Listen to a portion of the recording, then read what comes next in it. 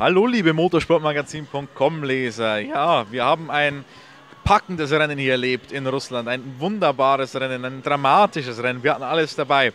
Und ich habe mir jetzt Verstärkung geholt für den letzten Videoblog. The French top journalist Daniel Ortelli is joining us. Hello, how are you? Good, how are you? Fine, thank you. I just told our readers that we saw a thrilling race today.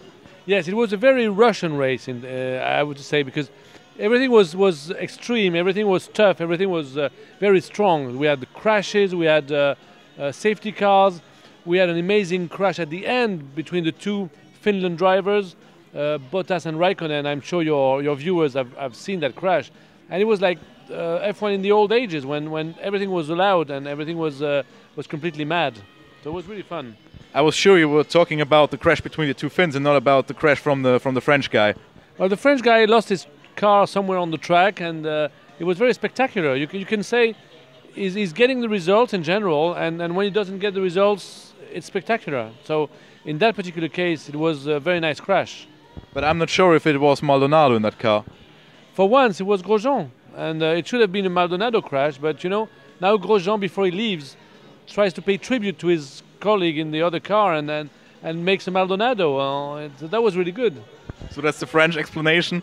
Für unsere Leser, er meint, dass Romain Grosjean jetzt aus Solidarität vor seinem Abschied noch ein bisschen den Maldonado raushängen lässt bei Lotus. But the drama started just right after the first safety car with Nico Rosberg. That was a real drama for him. All his title ups have gone. But now I know better why it happened because you explained to me about the damper for the throttle, and it was a very interesting explanation. I hope you can give that explanation to your viewers when you have time. Yeah, of course. Ich mache das jetzt mal ganz kurz auf Deutsch. I tell them in German because I already told you before. Die Geschichte bei Nico Rosberg ist folgende. Bei ihm ist der Gaspedaldämpfer kaputt gegangen. Ein ganz interessantes Teil. Früher in den good old days war das Gaspedal ganz einfach über eine Mechanik mit der Drosselklappe verbunden. Der Fahrer hat das Gaspedal durchgedrückt, ein Seilzug hat dann die Drosselklappe geregelt. War mal. Jetzt haben wir Drive-by-Wire und das Gaspedal ist elektronisch gesteuert. Also es gibt einen Sensor direkt hinter dem Gaspedal, der die Gaspedalposition abnimmt, das in ein elektrisches Signal umwandelt, das an das Motorsteuergerät weitergibt. Dann wird das alles verarbeitet. Weil das kein Gefühl geben würde für den Fahrer, der braucht einen Druckpunkt, ein Gefühl, gibt es diesen Dämpfer direkt hinter dem Gaspedal. Eigentlich bräuchte es nur eine Feder, um das Gaspedal wieder in die ursprüngliche Stellung zurückzubringen, aber für dieses Gefühl gibt es diesen Dämpfer. Und der ist bei Nico Rosberg kaputt gegangen. Erst ist das Gaspedal dann hängen geblieben, später ist es dann noch zu ihm gekommen, sodass gar nichts mehr möglich war. But I think that's enough technical stuff for now. Let's talk with the expert about Renault. I know you know everything about your team. I'm very interested by that new saga that they want to start, this Renault 2.0 saga, because I think they have a mountain to climb and the setup is not as good as it was 2 or 3 years ago. You have to remember that when they finished 4th in the championship 2 years in a row, they had a super technical director, James Allison. They had a super driver, Kimi Raikkonen, who was really at the top of his talent, even maybe more than now at Ferrari. And I completely agree.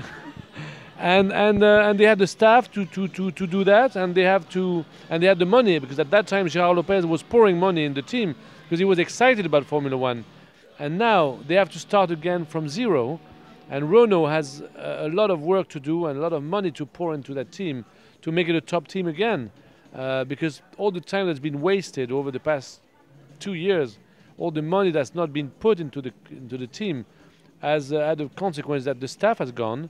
And the drivers have gone, and really, if they start next year with Pastor Maldonado, and Julian Palmer is probably a super guy, they still have a lot of work to do to make people dream about that story, and to write a good story, and to make sure that people are happy to follow them and to support them, etc.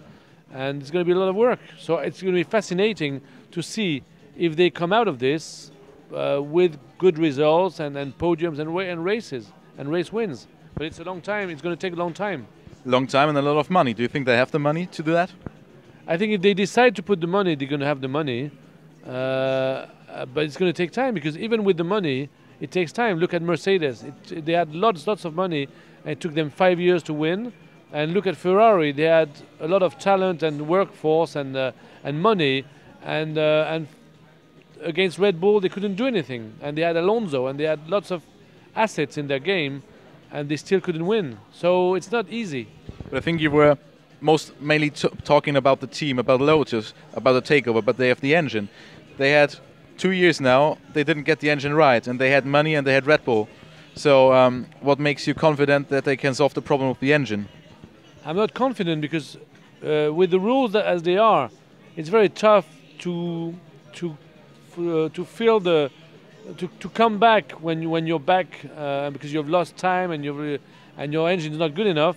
And apparently the system makes it difficult for engine builders like Renault and Honda to bridge the gap with Mercedes and Ferrari. So you're talking about the token system? Yeah, according to the Renault guys, the token system doesn't work.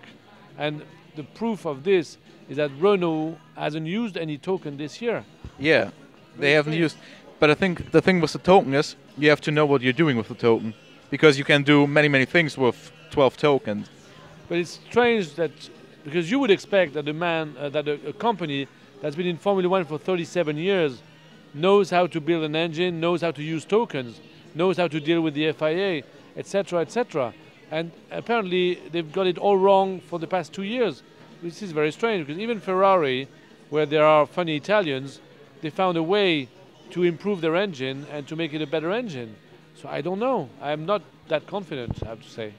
And that weekend we had another rumor about Red Bull and Renault.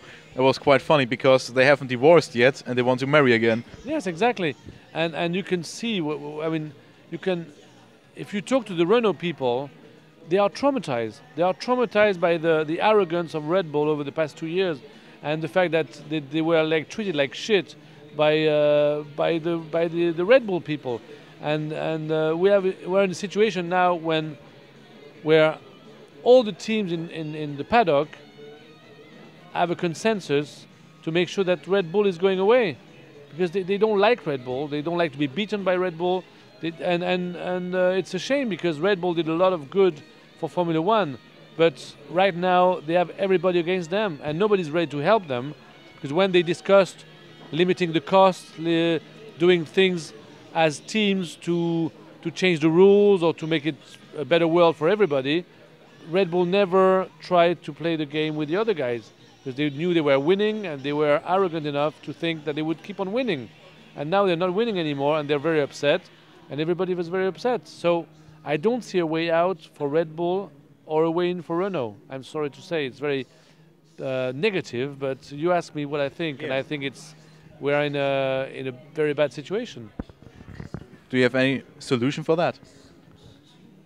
You need to change everything. You need to make it Formula 1 2.0, and you need to change the system from A to Z.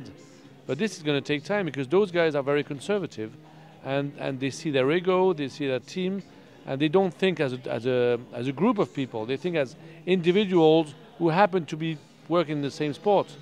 And I don't see them changing their minds. Or I think Toto might be ready to change things.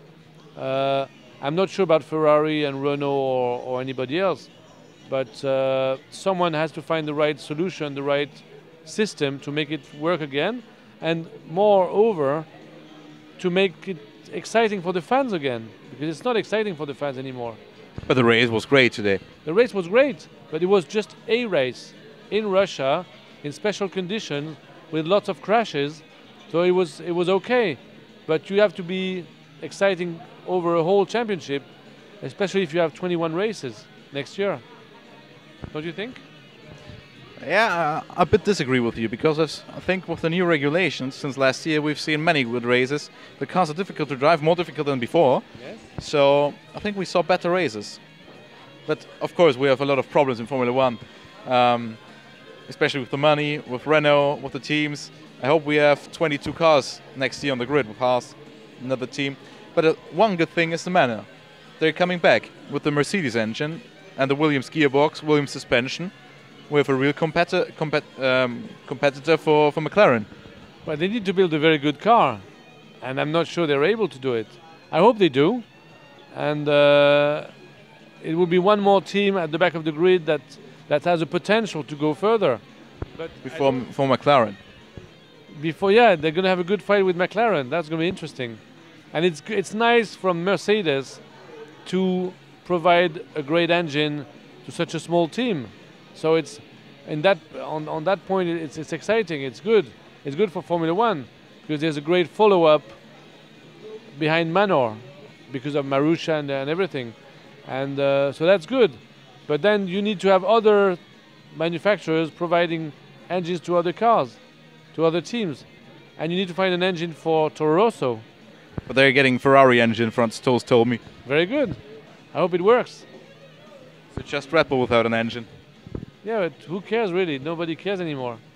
Look at the teams in the paddock. They don't pretend. They don't seem to be very upset by the Red Bull situation. They're laughing at it because remember, it's the Piranha Club. You say Piranha in Germany? Yeah. Yeah, it's the Piranha Club. So if one fish dies, the other fishes are going to eat it up. You know, that's life in Formula One. It's Piranha Club. So next year, Renault is eaten up. Maybe they're next on the list. Yeah, maybe. Maybe they go before to avoid being eaten up. Who knows? Or the Germans. Nobody knows. Yeah, the Germans are really at the top right now. I have to accept that. Ich finde, das ist ein schönes Schlusswort, wenn der Franzose zugibt, dass die Deutschen besser sind als die Franzosen. That's a good end for our video blog. When a French guy says that the Germans are at the top and better than the French guys. Yeah, that's for sure. We know that for sure. Besser geht's nicht. Und damit verabschieden wir uns aus Russland mit vielen, vielen Motordiskussionen, sportpolitischen Diskussionen, aber auch einer Menge Spaß auf der Strecke.